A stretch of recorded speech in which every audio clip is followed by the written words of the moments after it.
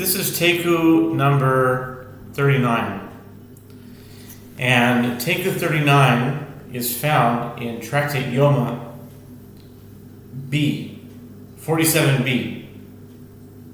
Tractate Yoma, page 47b, Mem Zayin and Beis. Now, when it comes to the Taikus, I usually don't do gematrias, but today is a special case because it's a very unique gematria and very exemplary of the type of work that I'm trying to do. The work that I'm doing and the thesis that I'm trying to prove is that today is the 39th Taiku from when I started, but the gematria of Taiku Lamed Tet, if you add the words Taiku and Lamed Tet, it's going to come to 555. And someone who had not texted me, I've been out of contact with this person. I didn't text him, he didn't text me for quite a while. And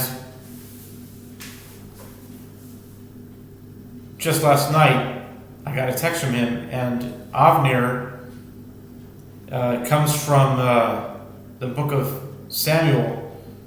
He was the cousin of Saul. And his name he's referred to as Avner ben Ner. So someone named Avner who I haven't talked about, but that's where the name comes from. Avner ben Ner is equal to 555. So the Taiku that I'm on today is equal to someone whose name is the same numerical value from the source of his name in Tanakh. Exact same. When these things match up exactly, not even one off, I think to myself, like, how did that happen? And so that's part of the work that I'm doing called Gematria Ona. Gematria Ona is really about the clock, but it's Gematria in general. So with that, this is the 39th Taiku. Taiku Lamed Tes equals 555, because Taiku equals 516, and Lamed Tes is 39, and 516 is 555. Yep. Okay, Yoma 47b. Bein ha-beinaim, pashat v'chatz b'zeh v'chishev, v'chani v'schaver siman. That was a simon for the next thing that's going to come up. Bayra Papa.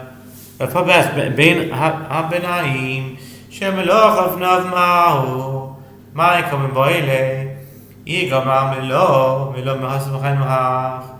Bein ha-beinaim, pshat, umchatz, v'chishev, v'chanifat, chavero. This is a mnemonic for the ensuing questions of Rav Papa. Rav Papa raised a dilemma. What is the halacha with regard to the in-between incense of his handfuls? The Gemara asks, what is his dilemma? If he derives the verbal analogy between full and full from his handfuls there, the case of the meal offering handful, this case is the same as that one, and therefore the incense between his fingers is invalid, just like the mincha. If Rav Papa does not accept this verbal analogy, what is the basis of his dilemma? Rav Papa hachi baile. The Gemara explains that Rav Papa raised. This is what he was asking.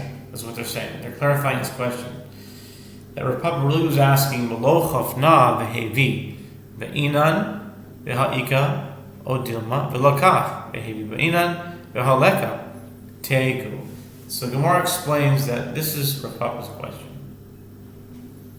When the verse states, and his hands full of sweet incense beaten small, and bring it within the veil, Leviticus 16:12, does it mean that we merely require him to bring his handfuls?